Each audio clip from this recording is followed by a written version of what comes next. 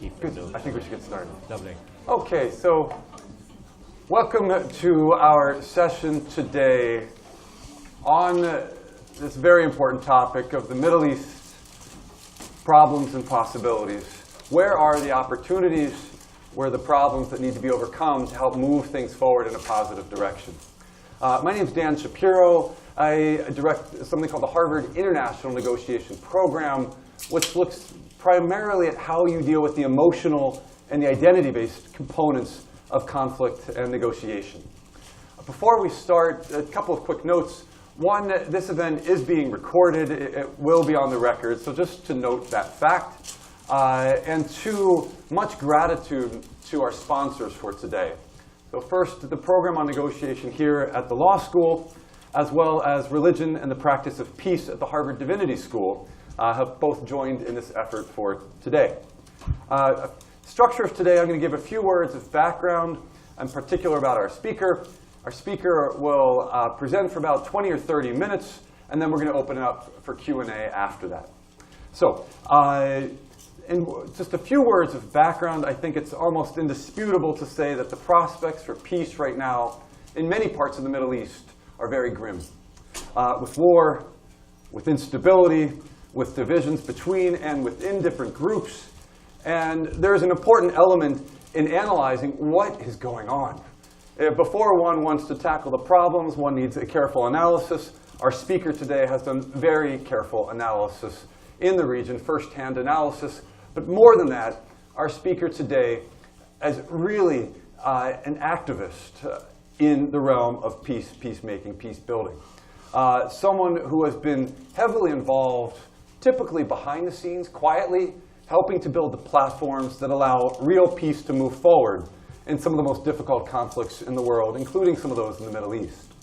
So I would like to introduce Oliver McTernan, and to give a little bit of background briefly from his extensive resume. So first, he's director and co-founder of forwardthinking, which is a UK-based organization that works to resolve conflict through inclusive dialogue, through frontline mediation.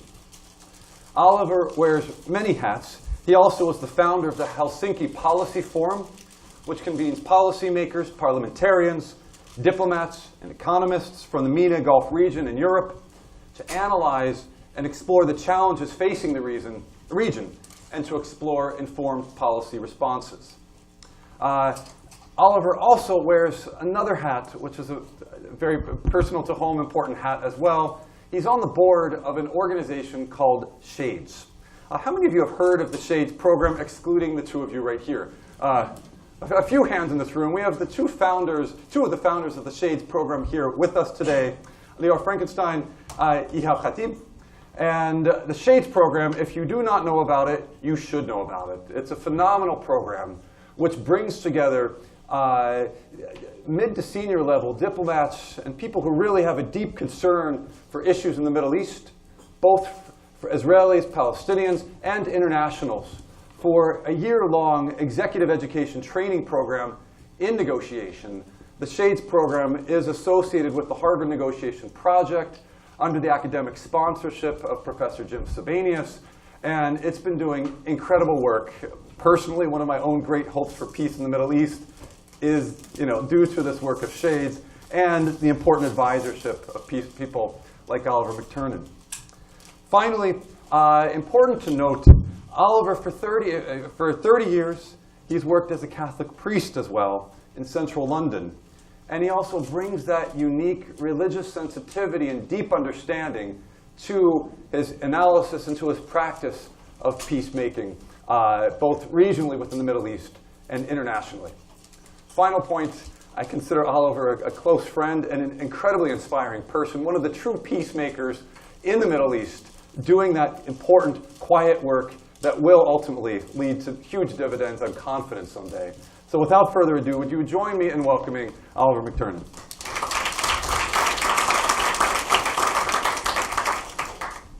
First of all, thank you very much, Dan, for your warm welcome and generous introduction. And it's a great pleasure to be with you to share some remarks, some thoughts on the challenging title we have, The Problems and Possibilities of Peace in the Middle East. It was shades that brought me to Harvard, but I remember sitting, I think it was in this room about 14 years ago, when we were post 9/11 and discussing what would the way forward be. And I'm afraid no one at that time predicted the challenges and difficulties we would be facing. If I may, just to put a framework on the thoughts I want to share with you, say a few brief words about how forward thinking came into being, because it very much shapes our approach to mediation, conflict resolution. In 2004, NATO held an advanced workshop, which I'd been asked to organize, on the issue of religion and conflict. There was a growing influence in religion and conflicts around the world. We brought together about 50 people, a mix of academics and practitioners, security, as well as policymakers. And the idea was to spend 3-4 days looking at these issues. Well, in that group, there were a number of Arab scholars from the Middle East and a handful of Israelis, including the commandant of the IDF Law School, Amos Giora. And it was at the end of the 3-4 days, Amos said to us, "You can't leave this just as a conference. We've got to see how it can be taken forward." And it was that sparked the idea of forward thinking, and an invitation came then from him to come to Israel-Palestine to meet key people and to see what could be done. We've always, from that time, put our focus on the Middle East Gulf region, and in particular the Israeli-Palestinian conflict. But a guiding principle is always to respond to need or demand, and that means an invitation. So the invitation is the mandate to be involved, and I think that's terribly important, and we try to keep that. It became very obvious a week after Prague. A colleague of mine and William Sieghart and myself, we met key people in the Israeli political scene and in the peace scene, and also on the Palestinian side. And the conclusion we certainly came to was there was no need for another organization to be involved, because there was a lot of activity going on, a lot of good work, a lot of building at community level political initiatives. But what we asked is, what's the missing dimension? And the missing dimension, 2004, was a lack of engagement on the Israeli side of what could be described as the political, ideologically, and religious right. Groups like Likud, Shas, Israel Beitenu, who then were representing that bloc, were not in any way involved in the peace process. And of course, on the Palestinian side, it was reflected again outside the usual commitment of the negotiation team and various organizations, Hamas, Islamic Jihad, and some of the independent groups were not actively involved in any process or engagement or talks. So what we thought, well, if we're going to get involved, these are the constituencies we've to try and engage, because otherwise we're just going into a relatively crowded space to deal with the same people, whereas these are the groups that need to be talked about. And the principle was that you will never find a durable peace agreement if it's not built on an inclusive process. That an essential part of coming to an agreement that will endure the test of time, the durability of the ups and downs and post-agreement situation, is that the process is an inclusive process. That it's not just putting in a room those of like mind, those who find it easy to negotiate or find solutions to really difficult issues. But you've got to find the people who are reluctant to go into that room. and reluctant to be part of it because they feel the compromises they will have to make are far too great. With this in mind, we thought, well, this is going to be our approach if we're going to be involved. And I recall in the Knesset one day, standing outside the late Yuri Stern's room, who was the thinker, you might say, of Israel Beitenu. His meeting was overrunning. And a very prominent Labour peacenik, you might say, in the Knesset passed, and he said, "You're not going in to see that man." I said, "Well, why not? We have to." He said, "It's a disgrace. He's a fascist. You cannot engage at this level." When we met Yuri, he said, and asked him, said, "Look, Israel Beitenu are not in any way involved in the peace process.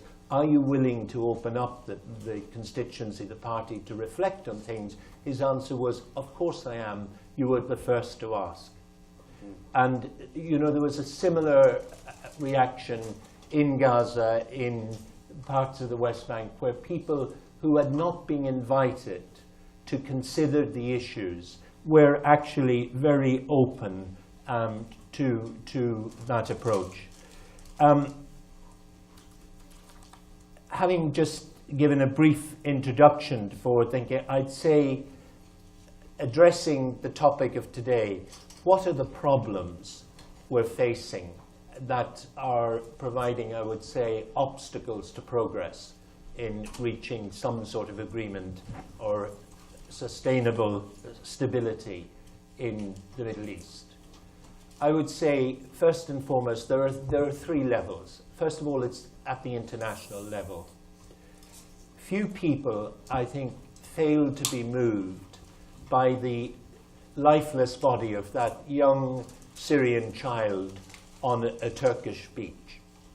There was certainly in Europe an enormous wave of empathy.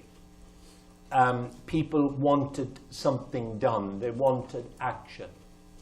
And yet, a month later, when tens of thousands of Syrian refugees and refugees from other war-torn areas were trying to enter Europe, doors began to close. And we found that cycle from empathy to apathy happening very, very quickly. And I think when you look at the scale of the problems we're facing today at an international level, and in particular the fact that an estimated 125 million people are affected today by conflict or some form of national disaster, with the biggest refugee crisis still in process since 1945, there is a sense among many ordinary people, I think, of being overwhelmed. And that's where apathy begins to take place, because they feel a helplessness. You can address the individual, but when you see the mass, it becomes another issue.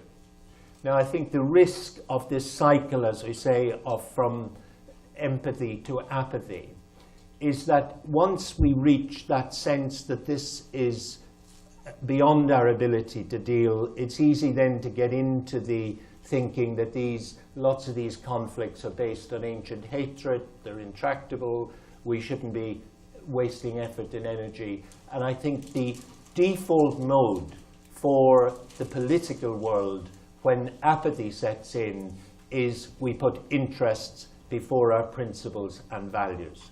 And that's the other overlapping cycle, I think, at the international level we observe today. When the Arab Spring started, when revolutions started throughout the Arab world, there was a great reversion from interest-based policies, again, to principles and values.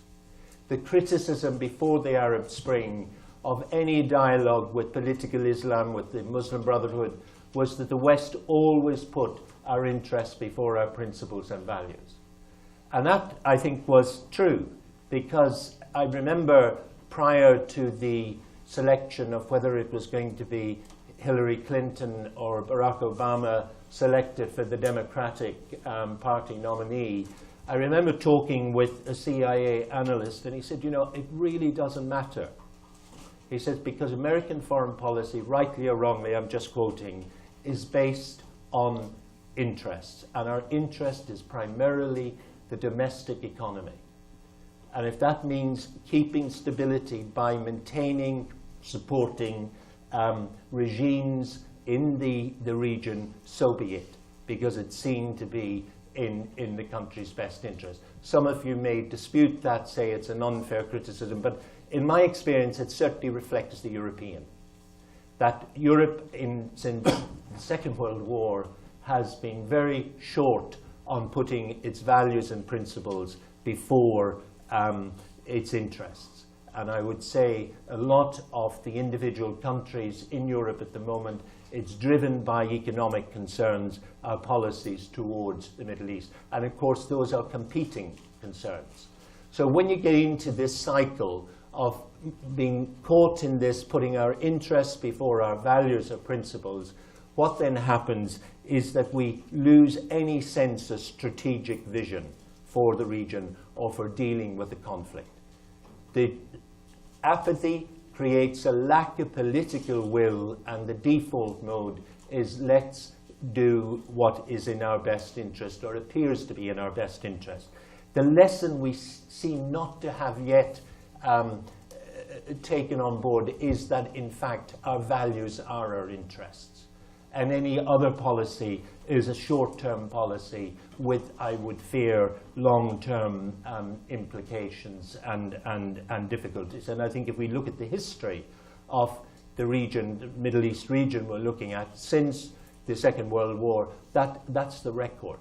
We see that time and time again we've put these interest-based policies, short-sighted, and then long-term implications.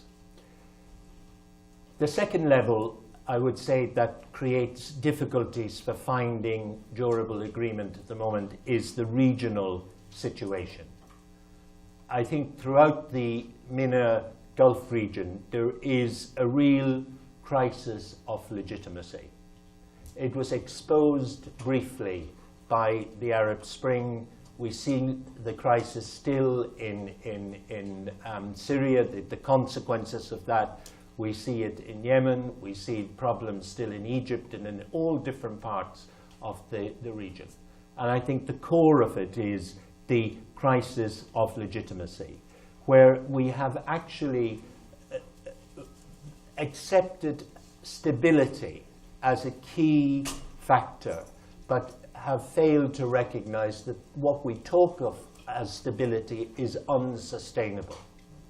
My deepest fear is that we are looking at a region that is likely to explode at any time, and it'll be the most unpredictable event, as happened in Tunisia that sparked off the Arab Spring, that is likely to create a scenario similar to Syria throughout the region. I don't think that it's a fear. I don't think it's over-exaggerated. I think it is a real possibility, but hopefully not probable, and I think it can be averted. One of the risks, I think, is at present that we see sectarianism used as a political tool. I don't think sectarianism is what is the cause of instability in the region, but I think it is being carefully used as a political tool with competing interests, with Iran and Saudi Arabia in particular fighting sort of proxy battles, because what is basically, it's a war of attrition to see who is the greatest influence power, who determines the course of the future of the region. That's a generalization again, and please, we may like to discuss that further. But I think what is scary at the moment is in a very volatile, unpredictable region, we have a situation where there is no mechanism in place that can either prevent or manage the crises and conflicts that have arisen.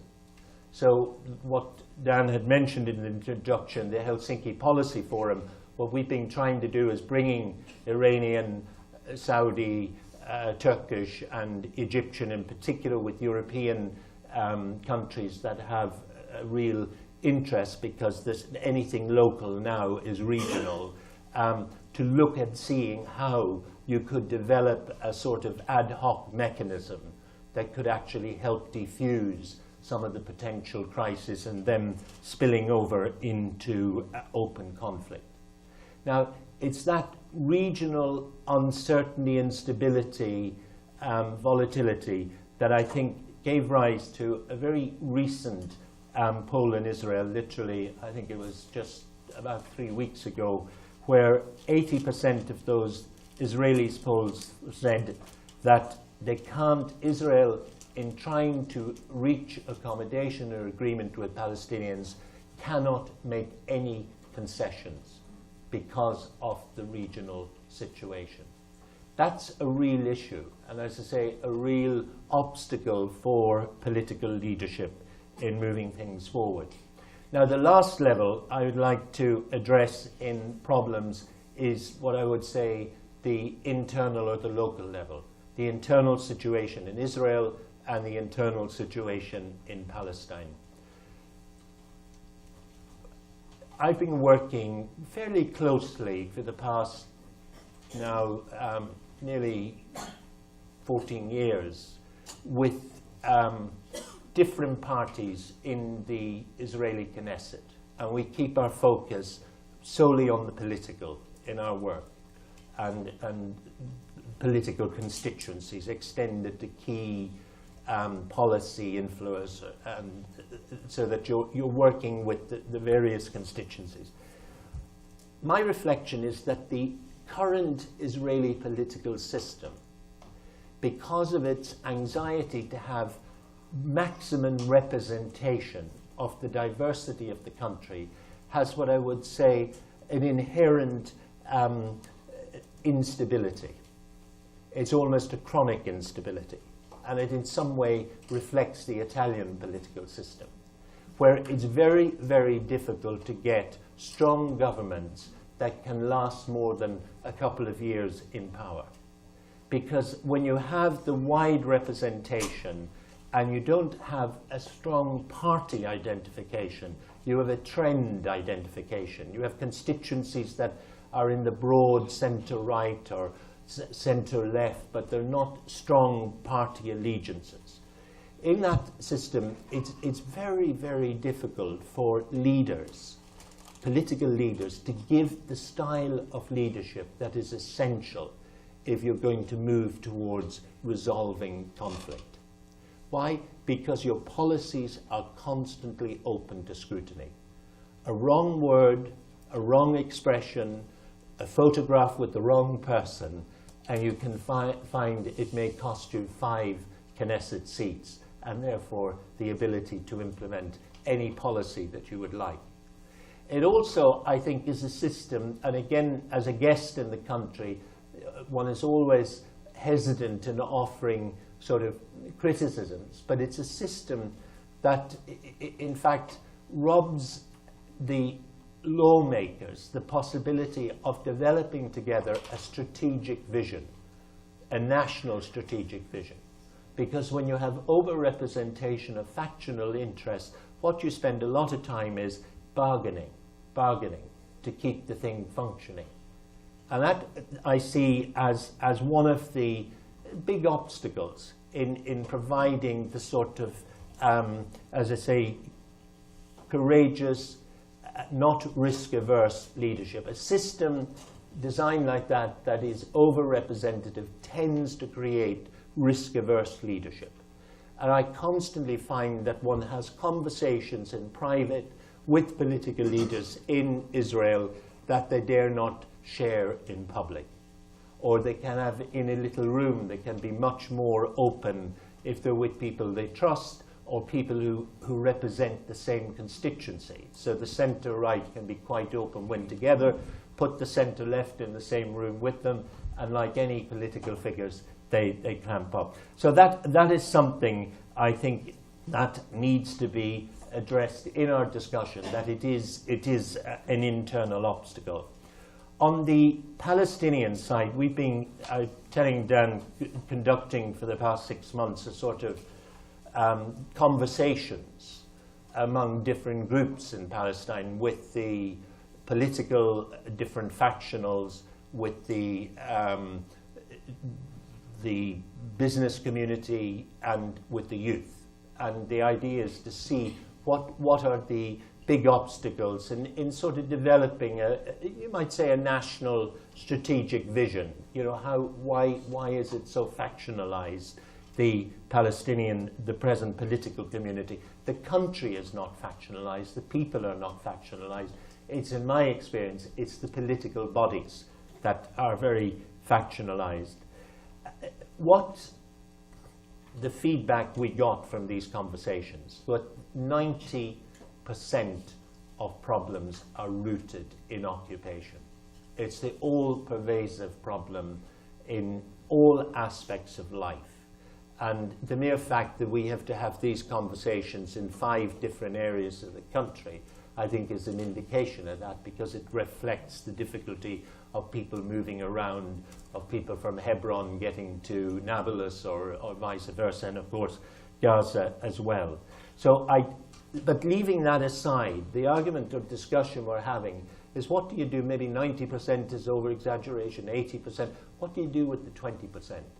Why on the 20% are people not getting together and able to identify, or at least find what I would say a minimum consensus on core issues that can help move forward a situation? The real problems, economic restrictions, the education, the gap between young people spending 4 years in university, finding they're not really prepared for the type of jobs on offer now, which are demanding high tech or high level of IT knowledge or influence, and then vocational skills, something. So there are all sorts of issues there that need to be addressed. But I think until the Palestinian political factions can come together on one platform and see a national strategy as a priority, I think we will always be faced. It's almost a sort of parallel in some way to what one sees reflected in the Israeli political system. You will always be faced with this lack of cohesion, lack of strategy, and therefore it impedes any real progress. And that, I think, is a real issue. It's complicated further, I think, by the sort of mindset that we have created in Europe in particular, and the United States, in making a decision that we are going to decide with whom we are going to engage or talk.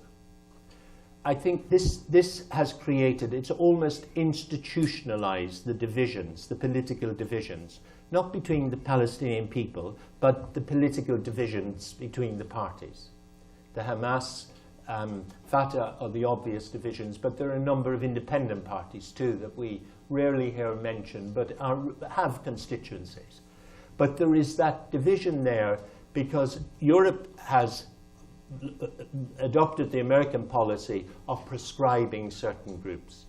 And if groups are prescribed, then you have no engagement with them. And that, to me, runs against one of the most important principles of creating, first of all, a national sense of unity or strategic vision, inclusive process, but also of taking a step forward towards a durable peace agreement. I think the set preconditions is always a major obstacle to movement. If I can give you an example, I was born in Ireland, although brought up in England, in London. I'm very familiar with the Irish situation, and in fact we constantly use the Irish situation, both north and south, as a sort of, as shades too do, as a sort of laboratory, you might say, not to give lessons on how to make peace agreements, but to gain insights, to see the sort of obstacles, challenges, the things that need to be addressed. I think it's a very valuable, especially if you're talking to the people who were centred to the process. But the British government, for a number of years, the Irish conflict goes, 850 years old. and it's taken different stages, but it's always had violence as part of it for 850 years old. The significant change in the Good Friday Agreement in '97 was a remarkable shift. But prior to that agreement, the British approach to Ireland was always choose the people. It was a top-down approach, as if they were dealing with a technical problem, you know, that you were dealing with the need for know-how or resources. You made the decisions and they were implemented by people below. It always chose the people that would sit at the table to reach agreements. And we had a number of agreements before the Good Friday Agreement that failed, that were not implementable. And they were not implementable because key constituencies on both sides were not at the table. It was only when the British approach was, and the Irish government approach was, that we cannot set preconditions, that we've got to engage. We've got to engage everyone. We've got to get key constituencies at the table. These are the groups that have to be moved if we're going to get a durable agreement, that the product was the Good Friday Agreement.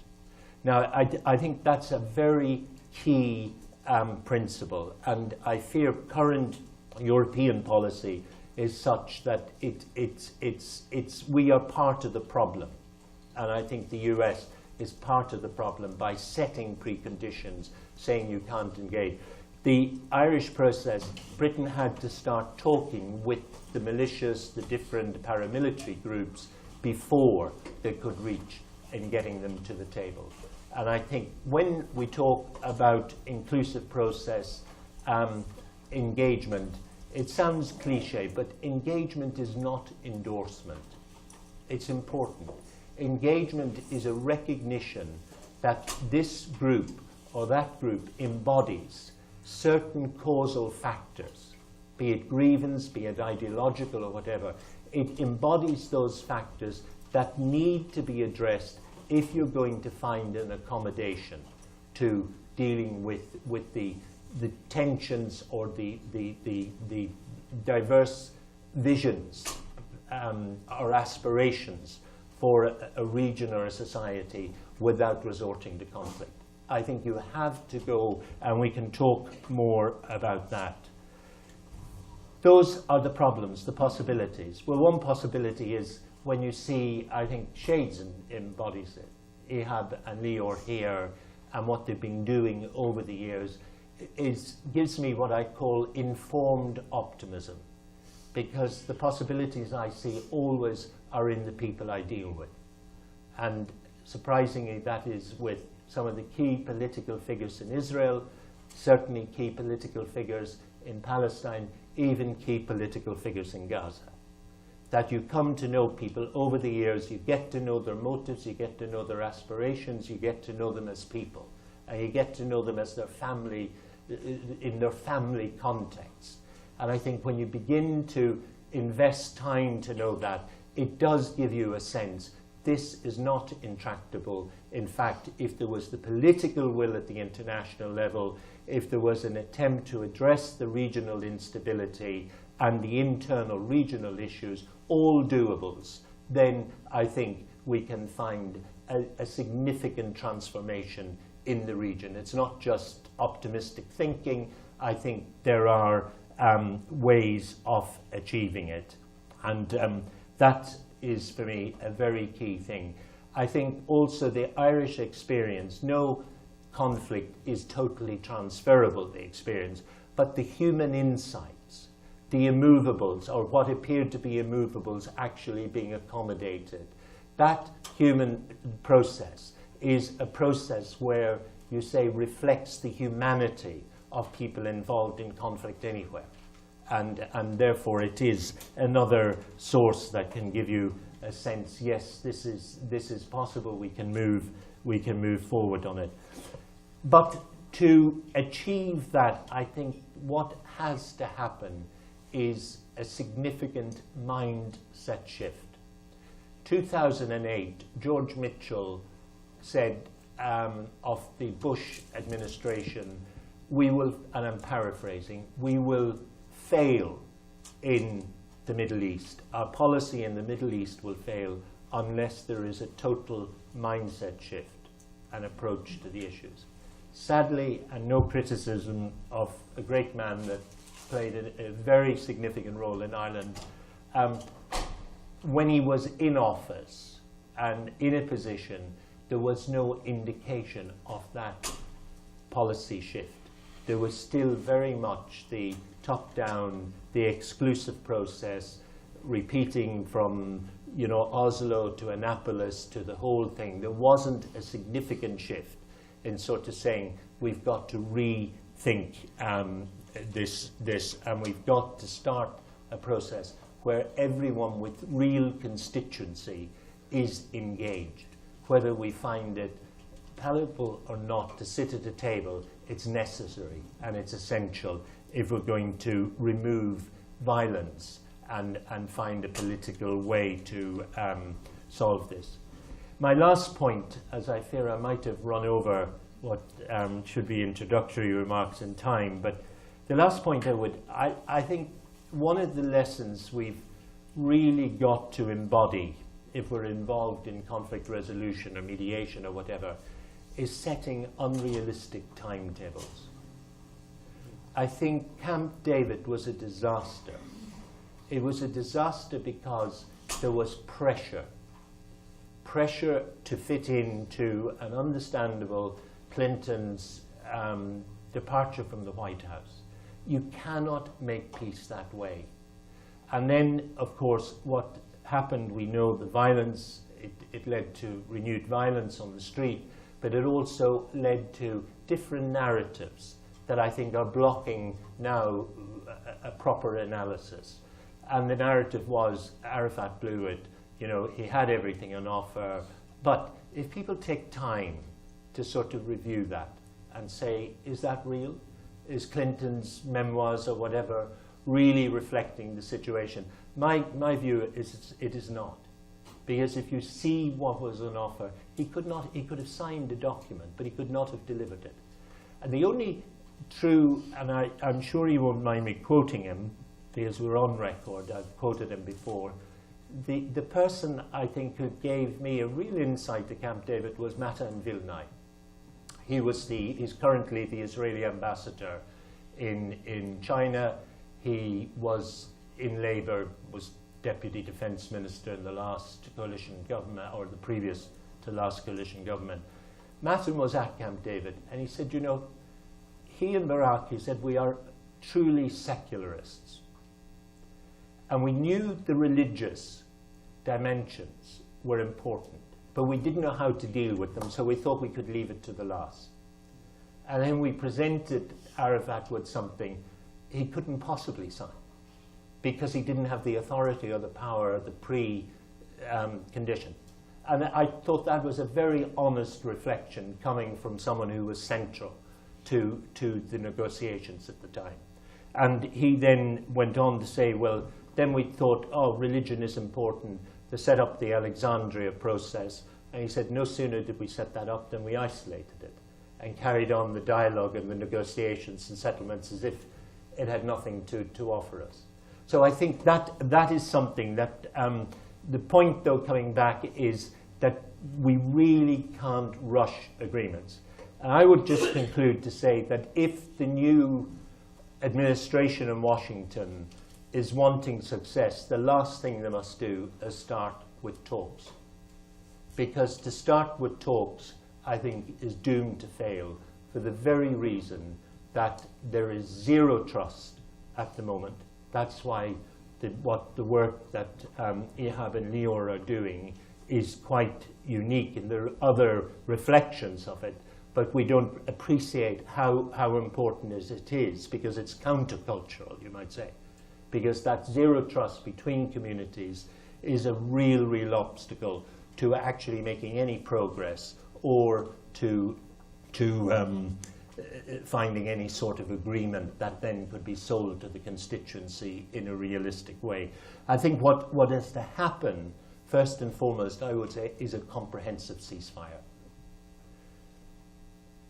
What I keep saying to our visitors to Ireland when they come and look and talk to the politicians. Again, what I hope you will take away, the Good Friday Agreement did not start a peace process in Ireland. It was the product of a peace process. It was the product of ceasefires. It was the product of economic dividends. And then it continues after the signing. So when you hit political crisis or unpredictable events, it's the peace process that actually keeps the train on the tracks, you might say, keeps things moving and keeps people, enabling people to see through what can look from the outside as insurmountable difficulties. So I think first and foremost, what the goal, the aim of the international community should be is to ensure that we have a comprehensive ceasefire, Gaza, West Bank, and self-policed. So if there are fringe groups that in fact break the terms of that ceasefire, there isn't the usual cycle of reaction, but you have it internally policed by both sides. And I think to achieve that effectively, you have to have a de-factionalization of the Palestinian security forces, be they in Gaza, be they in Ramallah, to have to become one security identity, not linked to any particular political party. I think that is a real first stage to us on realistic steps, you might say, towards finding or creating a climate in which talks become a possibility, and more so an agreement could become a possibility. And that goes hand in hand with real economic incentives. You know, when you think currently in our discussions, we discovered that there are no less than 6,600 items considered for dual use that could be used for either civil purposes or could be used if someone wanted in paramilitary purposes. 6,600 items preventing things going in from Gaza or into Gaza. Now that cripples the economy, but you can only expect that to be addressed in a significant way if you put it in a package of a comprehensive ceasefire. And then you start building economy, people see a peace dividend, and I think then that creates a climate that makes a durable agreement a possibility. Thank you, Dan. No, thank you. So, no, thank you very much for both the thoughtful analysis of what's happening right now in the region and for offering some informed, realistic hope, to use your quote, about what might be done. We'd like now to open it up to questions. And just a few basic ground rules, standard ground rules for this terrain. One, if you could keep your question to a question. Two, if you could keep it brief so that we could hear from as many of you as possible. And three, this need not go, probably be said, but just in case because of the topic, we could be sure to keep everything respectful. So with that, questions, I'm going to serve as moderator and then turn the questions over. And I know some students are heading out. Yes, in the back, please, sir. And if you could state your name and your connection to the community as well. Can you hear me? Yeah. Yes. My name is Jay Gleason, and I was interested in your focus on extremist groups and also on your analysis of Camp David. Many others that have been there said that Israel is at least as responsible for the failure of the talks. So it's, even though much of the attention goes to quote-unquote extremist groups, it's usually the establishment in the center that's been the biggest obstacle to peace agreements because of what you said before, the old Kissinger maxim that nations have interests and not friends. Now, 50th anniversary of the occupation is coming up. By rights, the international community should have just stepped in and forced withdrawal, since under the Geneva Conventions, there shouldn't even be any negotiations between an occupied people and an occupier. Isn't it time, first of all, we get a different mediator, since the United States obviously can't be an impartial and neutral mediator if there are going to be talks. And secondly of all, stepping up economic pressures, similar to what the BDS movement is attempting to do, both within civil society and even in the EU now, there's talk about imposing greater sanctions on Israel, which will probably be the only way that we can put the pressure on, not extremist groups, but on established governments. Do you want to one at a time, or? Yeah, let's go. Let's start with one at a time for the first couple, and then as time ticks, we might take more. I mean, that's a big issue, and I think what I was trying to say at the start, we're lacking the political will at the international level to give this conflict the attention it should have. And I think you're right in saying we're coming up to 50 years of the occupation. Another anniversary that's likely to create problems, especially for Britain, is the Balfour Declaration, the 100th in November, the 100th anniversary of the Balfour, and there are issues on that. I think there has to be much more serious engagement with Israel on the need to end occupation. A lot of people in Israel, I know, would wholly support it, but will not say it publicly. Politicians, I know, see no other alternative to addressing their own internal economic problems if they continue with occupation. So yes, it's on the one level creating a will at the international level to really address the problem seriously and as an honest broker. I know international law, you're right in saying that it requires a withdrawal and so forth. Realistically, in a role that I am in, you're never neutral, because you can never be neutral if you see inequality, but you can be really objective. And I think that is what, and Dan probably would talk more to that's the challenge if you're trying to mediate or what. You see rights and wrongs, you see a balance between those, but you try to be objective. Now, what is often presented as an excuse, Israel's security concerns, I think are very real. In the last years, I've realized that Israel doesn't have a risk-free option. Whatever option it takes, if it tomorrow makes a decision to withdraw to 67 borders, it'll have the internal political issues, which will be not insignificant because of the allowing the settlements to continue. I think that's going to be a bigger problem than politicians really realize. But they're also going to have to convince people that they are safe and secure. One leading politician took me to an office floor in Tel Aviv, the 42nd floor, and he said, I just want you to look at this view from my window. And the view from the window was the West Bank hills on one side, the sea on the other, and this small strip of land in between that was densely populated, built on. Now, he said, that's what cripples me as a decision maker, because I realize I don't have much option. If I make a wrong decision, the consequences are pretty grave. I think that can never be used as an excuse not to act. But I think we need to understand the actual fear it creates or the anxiety it creates in political leadership. That the fear that you wouldn't get another chance. Now, how do you address that? I think you address it by realizing or helping your people to realize that your security is not in walls or towers or more troops on the streets or security or whatever, but your actual security is in the relation you have with the other.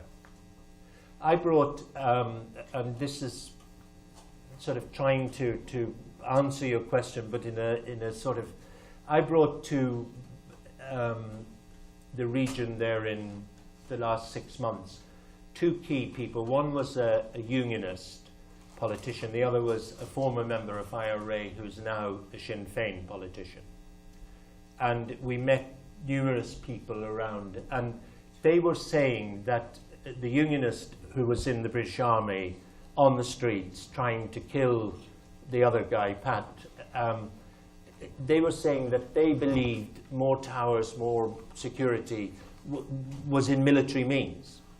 He said their side had to come to realize that in fact Pat was their security. They had to give him the recognition and the confidence that allowed him to be. Now I think to end occupation, that's what has to happen, and I think that's why if we said tomorrow, yes, Israel withdraws, I think it wouldn't end the violence. If you have the ceasefire, if you have the steps to withdrawal, but not endless or decades, but within a realistic approach where you can create a sense of normality between the two nations, then I think you can sort of revert to 67 borders and start looking at governance and all of those issues. But I think two people that probably are more qualified to speak on that would be Lior and Ihab, because they live permanently in the situation. And our time is ticking. We have about 6 or 7 minutes left. So let us open it up to a few questions. Questions? Yes, baby in the back. Yes. No, sir, please. Yeah, you mentioned that a big factor between the parties was trust. And in a certain sense, that boils down to an issue of legitimacy, which you also characterized as a problem in the region. Sort of the legitimacy of one's ability to deliver on the deal, the legitimacy of one's promises, and so on. And I wonder if you see a connection between those forms of legitimacy and the regional ones, and if you could characterize more about what you meant when you said in the region legitimacy was a problem. So we take up the issue of legitimacy. Yeah. Other questions?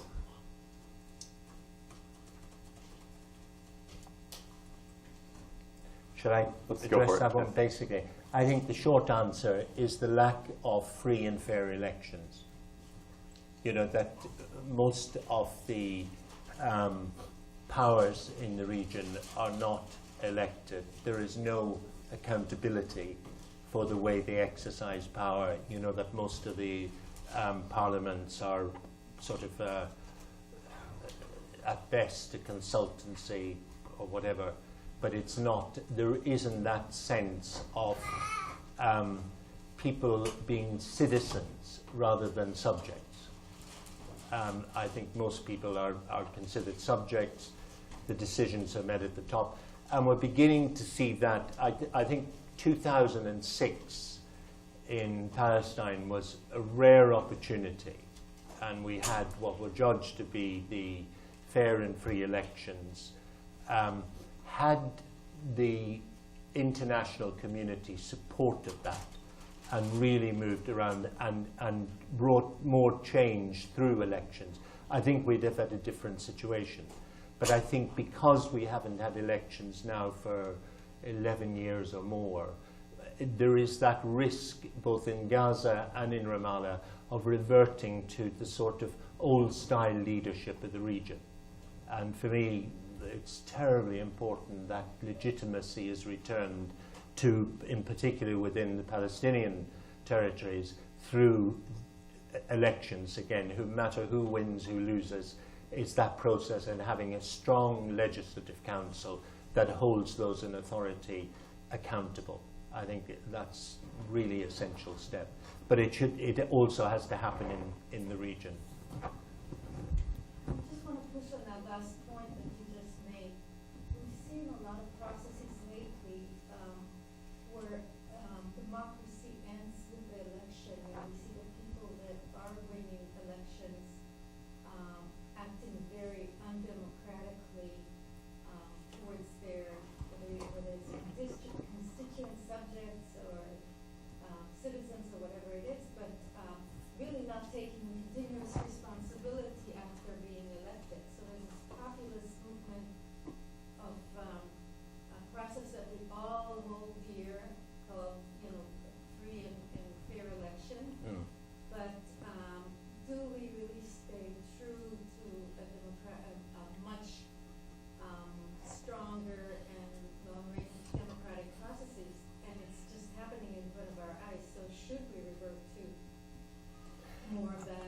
Angela, I think that's a very, very fair question. I don't know if you're familiar with Jack Schneider's work, From Voting to Violence. He wrote about a study he did about 15 years ago or so. That is very, he would argue that rushing to elections without having institutions that are firmly in place that can deliver the outcome of the election or hold accountable those elected to power, you're actually rushing to violence because you're creating the next conflict. And I think there's a lot in that. Elections and democracy requires institutions capable and fit for purpose to deliver. And I think the key must be the rule of law. That if you don't have a solid judiciary that holds the elected authorities to account, independent of parliaments, then I think we are all in difficulty. In Britain, we saw that recently where the Supreme Court actually overruled the Prime Minister. She was trying to rush the Brexit without approval of Parliament, and they said no. Although we haven't a written constitution, that it was required that she couldn't use the law that she was trying to use. Now she's gone for another election too. But I take your point. Populism can create, not only in the 30s did we see it, but we see it with Brexit, you know, and now with I don't even think we have to go that far. I mean, France. We look around ourselves and Yeah. see how. I was trying to avoid that being a visitor to your country. And we have about a minute or two left. A question in the back. Do you think the occupation itself impedes the democratic process and the rule of law? Yeah, I think it does. But, you know, you're faced, I think it's a real challenge to have a proper democratic process, to have a proper political system if two things. A, you don't have the authority at the end of the day, but you're beholden to another authority, and that your decisions can be overridden on security or whatever. I think that's a real issue.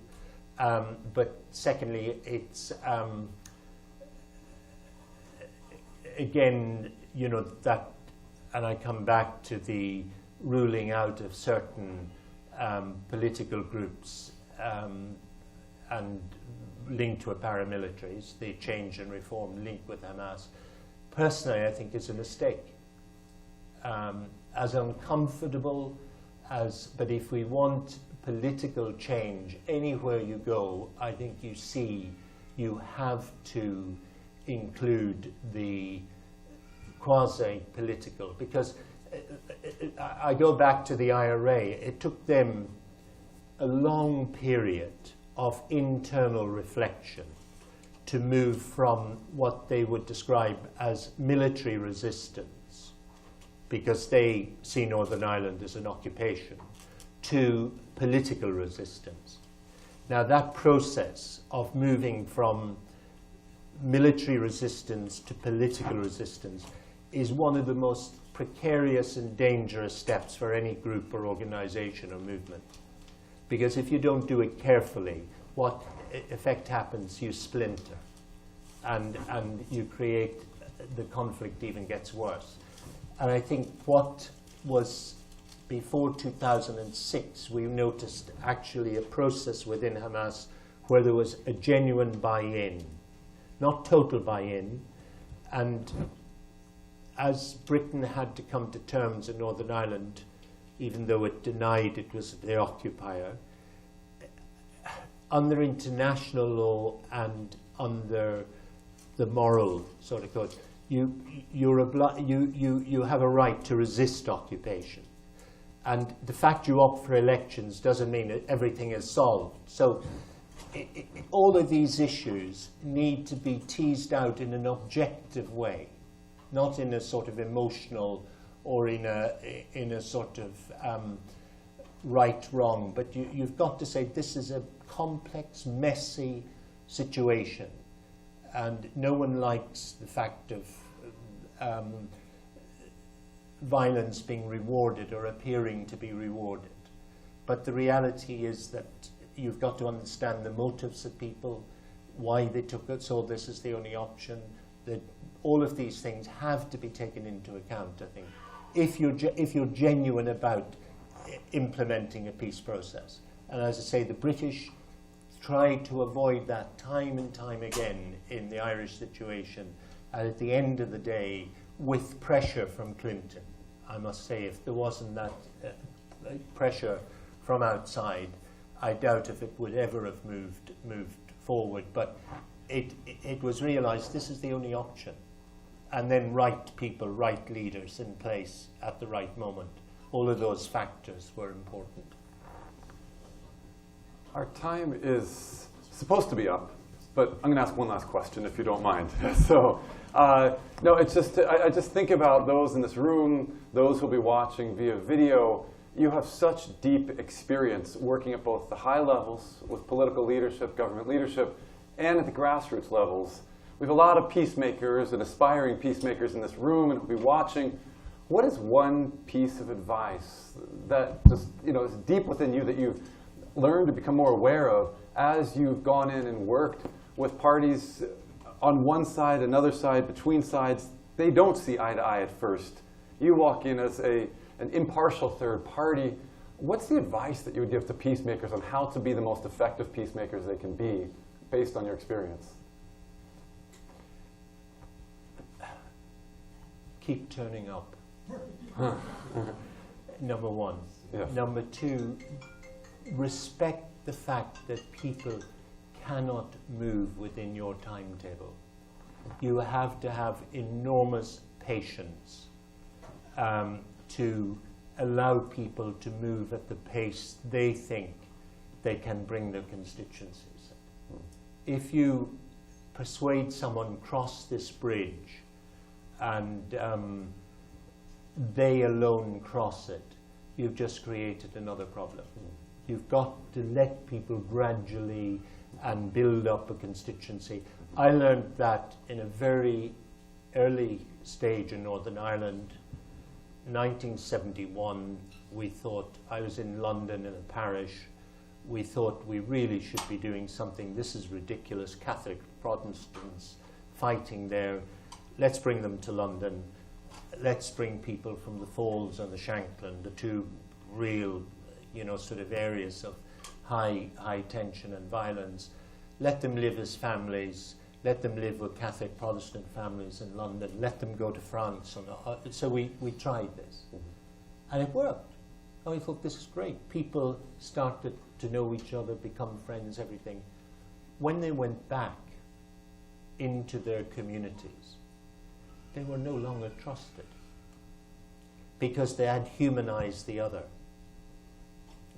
And that was, it's you do, and I stress, you need symbols of hope. You need people who have the courage to cross lines, to embrace the others on a human way, to share together, to work together. They are what I would say symbols of hope. But we can't expect everyone to take that step at once. And it's building the confidence of the political leadership that you're protecting their backs the whole time. I think that's essential, that you protect people's back.